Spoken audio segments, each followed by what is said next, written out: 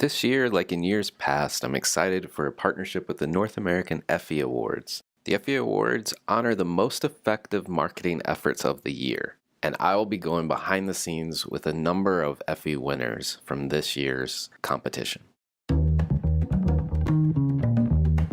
For all of us, it's about predicting where the consumer is going and getting half of it right. One of the things we want to do is create ads that don't suck. Embracing change creates great possibility. I'm Alan Hart, and this is Marketing Today. Today on the show, I talked to Angela Gusse, Marketing Director of Pop-Tarts at Kellogg's and runs the Pop-Tarts business in the United States. We talk a little bit about her Effie win in 2017 for Pop-Tarts Soda-Mazing, which was a mashup of different flavors that made its way into the product with Orange Crush and A&W Root Beer Pop-Tart flavors. The campaign used artists such as DNCE and Neo as mashup opportunities to promote the mashup Pop-Tarts. One of the interesting tactics was the use of the app Smule, which is a karaoke app where consumers could sing along with these artists. Videos got 7 million views and over 200,000 people creating videos.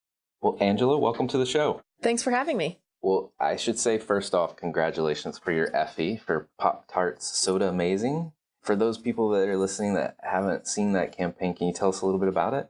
Sure. Well, thank you for the congratulations. We were incredibly excited to be recognized for the work. The Soda-Mazing campaign was behind the launch of our 2 soda-flavored Pop-Tarts that entered the market in May of last year. So we had 2 flavors. We had A&W Root Beer and Orange Crush Pop-Tarts, and our fans loved them, and this campaign was in support of that launch. Awesome. You've got a new product, obviously, but was there a insight behind the campaign? I know the essence of what I saw from videos was these mashups, if you will, of different artists. Yeah, that's correct. So in terms of the campaign itself, we know that teens spend more than a third of their day online, whether that be videos or music, 9 hours plus online watching this kind of stuff. So we also know that they're bored. So in spite of the fact that they have 24-hour access to everything online, they're always looking for new and interesting ways to mix it up. So like you said, the food itself was a mashup, pairing this unlikely combination of Pop-Tarts and soda. And that's something that, again, we know our consumers are really interested in. So if you think about these unlikely pairings that exist in the world, whether it be fashion or food, like Doritos Locos Tacos or the Kanye West and Paul McCartney collaboration, all of those kinds of things are these interesting mashups. So that started with the food, and then we extended that into the commercial idea. So we combined music with Pop-Tarts and soda and mashed all those things up with consumers' favorite artists and songs to make sure that teens were surprised and it was disruptive and interesting for these teens that we're trying to reach. Interesting. So I know with any campaign, there's probably tens or hundreds of decisions that get made. Were there some big decisions that you think back on that, wow, that was a really important decision that we had to make? Yeah, absolutely. So, first and foremost, it's about the food. So partnering with Dr. Pepper Snapple Group to create these delicious flavors was step one. From there, we worked with Universal Music Group to identify the right artists. So finding artists that we know will resonate with our consumer group. We're trying to reach teens and young adults. So finding hot artists that we know would be willing to work with our brand and finding the right music and songs. So we were really fortunate to find a great group of artists across a lot of different music styles. We had DNCE representing pop rock. We had Neo in R&B, Keke Palmer, who's a pop star, and then Easton Corbin, who is a country musician. So all these different music styles and artists worked really well for us. And when we look back at last summer, I think one of the decisions that we made in choosing DNCE worked out really well for us because one of the biggest hits last summer was Cake by the Ocean. And that was the song that we had contracted with our program. So that was definitely a lucky strike for us and helped really drive engagement in the program. And then also thinking about some of the things that we did that were different. We do a lot of the traditional things like TV that everyone does, but we also were trying to find some cutting edge new apps where our consumers are engaged in the content. And so we partnered with Smule, which is a karaoke app, to make that program more interesting and relevant. So I think finding the right artist, but then finding ways to reach consumers in new and different ways were really critical to our success. That's pretty neat. So if people could actually participate in singing along. Yeah, so the way the Smool app works, it's a karaoke app, and what it does is it records you singing, it shows you the words, it shows you your part of the song, and you're singing alongside the artist. So the way it's recording, you're on the screen with DNCE, and DNCE is singing part of the song, and you're singing part of the song. And it was incredible to watch how consumers really engaged with the app. So we also had, we did mashups with the artists themselves. So DNCE and Neo sang each other's songs. They sang them together. So DNCE and Neo sang Cake by the Ocean, and DNCE and Neo also sang Let Me Love You. So that was really cool if you just wanted to watch the artists interact with each other, but then you could interact with the artists. And what we found was that these consumers were actually acting out the things they had seen. So they were holding up Pop-Tarts boxes, and it was really just cool to see how they interacted and engaged and became a part of that brand experience. Interesting. So were there any leaps of faith you had to make going through this planning process?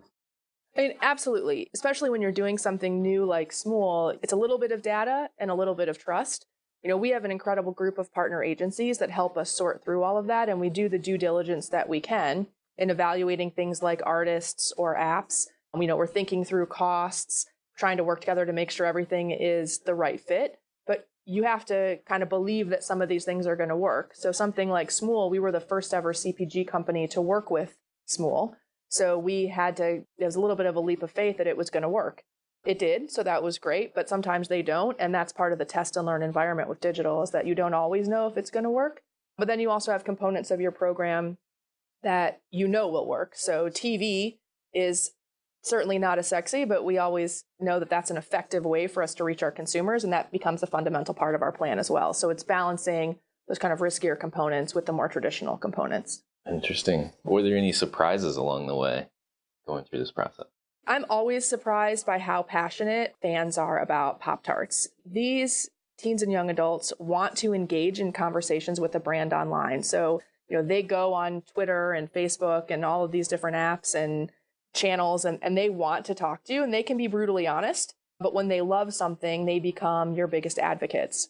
And so it's incredible to me to see how much our fans love us and how much they will advocate for us when they love something. The same with the flavors. These flavors are a little non-traditional, so we weren't sure exactly how they were going to do in market, but it was huge. I mean, before we even had the product available in stores, we had over 200 million PR impressions, and we were trending on Facebook during our launch week. So to be trending on Facebook, I never expected that. It was a very lovely surprise, but it was really neat to see that, and that was part of this fan engagement, that our consumers were talking about us and talking about the food. And then Smool itself was a huge hit. We had over 7 million views and nearly 200,000 pieces of organic user-generated content. So almost 200,000 people went in and actually engaged with the karaoke app and were singing along, which was awesome. So lots of great things as part of that campaign. Well, and you talked about a lot of these partners that you had. I mean, it takes a team, right, to do this. What could you say about the team? Sound like you have everyone from your product partner, Dr. Pepper, to artists, agencies, internal teams, the apps. I'm just curious. That's a lot to coordinate. Everything we do, and anyone in marketing will tell you this, is it's a massive team effort. So we have our traditional agency partners that are helping us develop the creative. We were working with Universal Music Group to identify and work with talent. We had a PR agency announcing the launch and also managing artist information. We have a media agency that's helping us to manage placements. We obviously have a food team here at Kellogg's that's helping us develop the food. And then we have the marketing team that's trying to manage all these pieces of the puzzle. So it's an incredible effort with a lot of great people who are working really hard to make it happen. And, it's regular status calls and follow-ups and, late night emails. But, we're able to bring it all to life through the help of a lot of people who really care about and are working hard for the business. Interesting. Well, I love the Effies because they really get at the heart of marketing effectiveness. So curious, how would you define marketing effectiveness in your own words? For me, marketing is effective when it helps you sell more product. That's fundamentally what we're trying to do. Our message has to be interesting and relevant enough to break through all of the clutter. There's a lot of clutter. There are a lot of messages out there in the market, and we have to break through that and motivate our consumers to buy Pop-Tarts.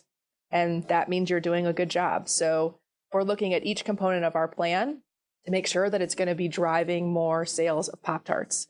Each channel, each tool has its own performance indicators, but at the end of the day, what we do is look at ROI to understand what worked and what didn't. And to get to strong ROIs, you've got to be reaching the right people and the right channels with a good message. So at the end of the day, it's selling more product, and we know that when we see a big ROI. Nice. Well, so stepping back a little bit from the campaign, I'd love to kind of get to know the person I'm talking to. And you've reached a level of success in your career already. Was there a moment in your life that kind of defined who you became as a marketer today?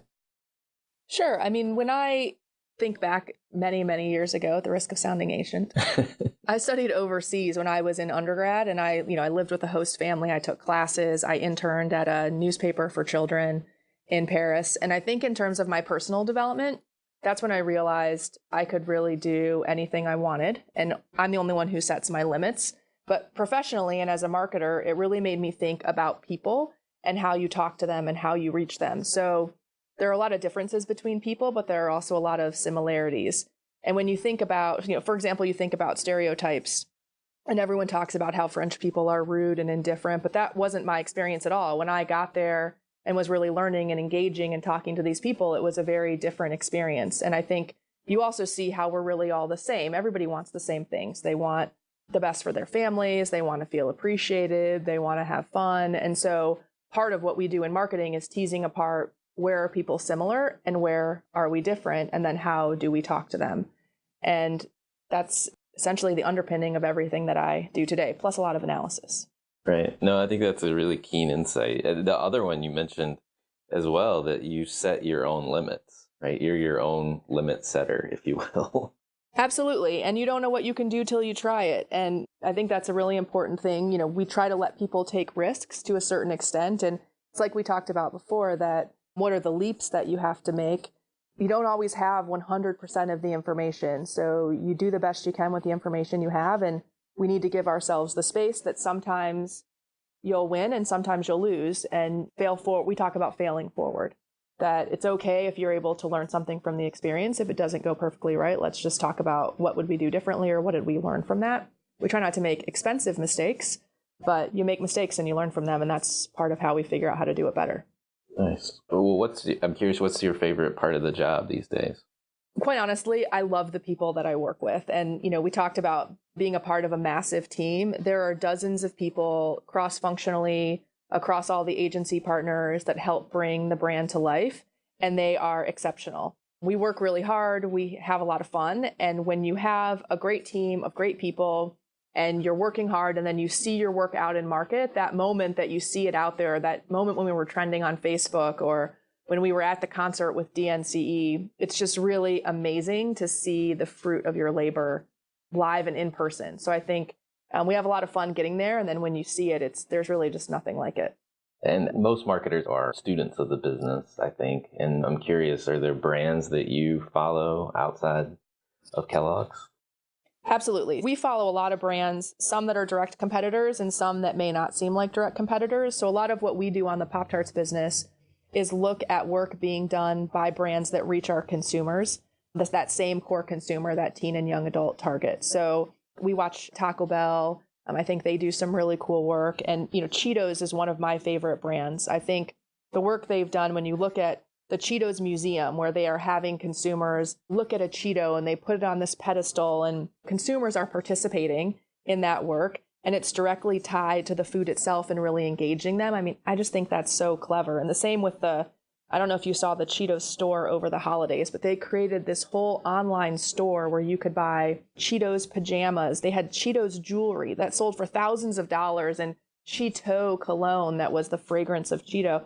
And they sold out of everything. I mean, I just think that's such an interesting and different way to reach your consumer. And that wasn't even the food itself, but it was so innately tied to the brand.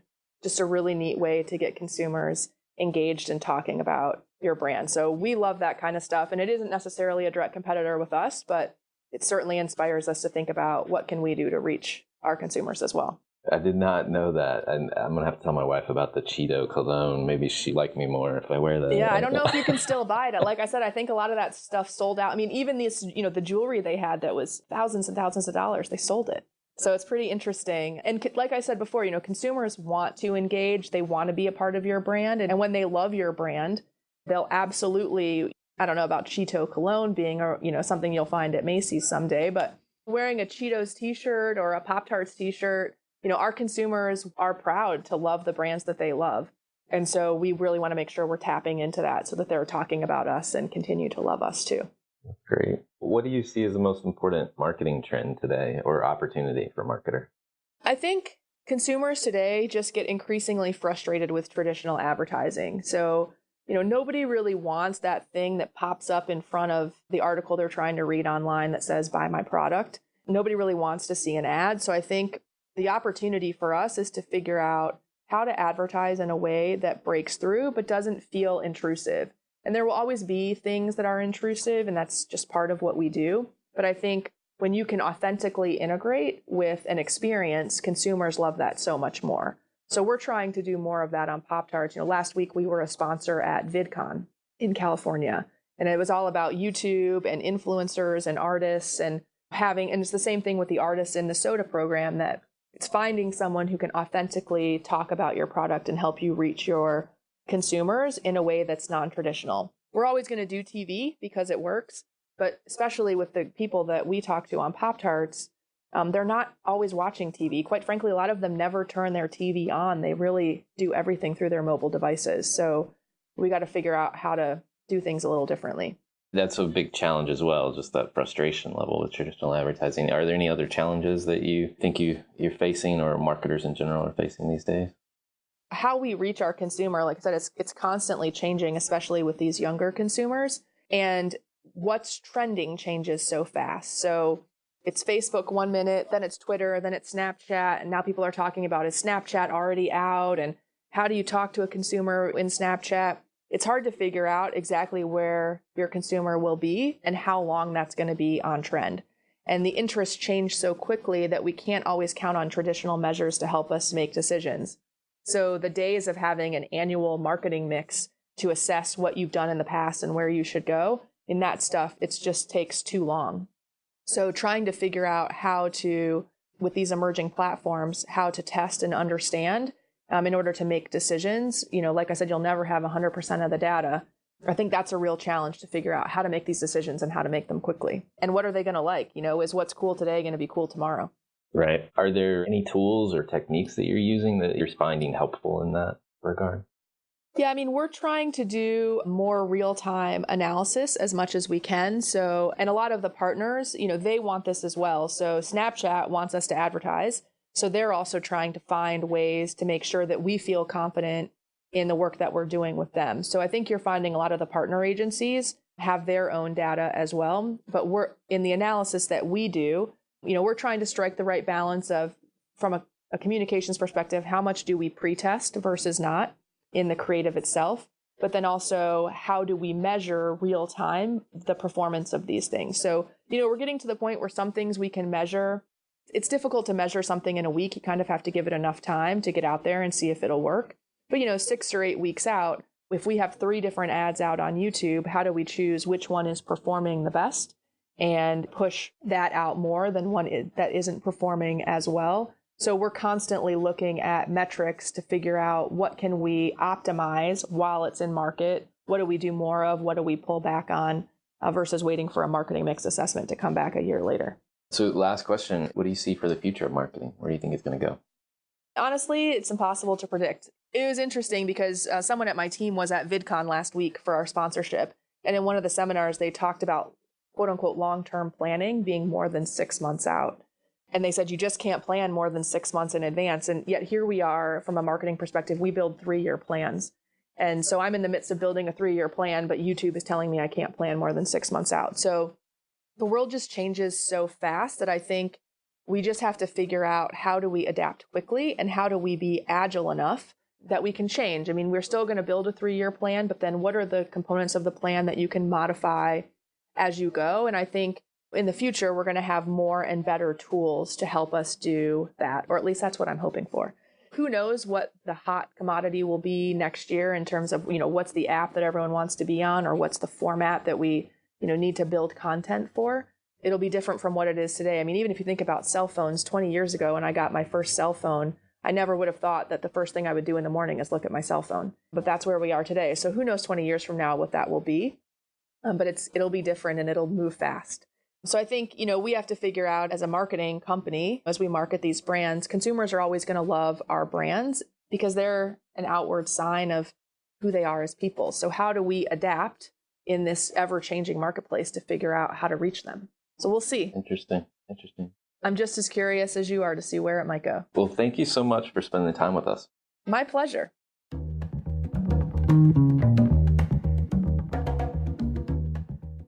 Marketing Today is brought to you by Atomic. Atomic focuses on unleashing the growth potential for clients we serve.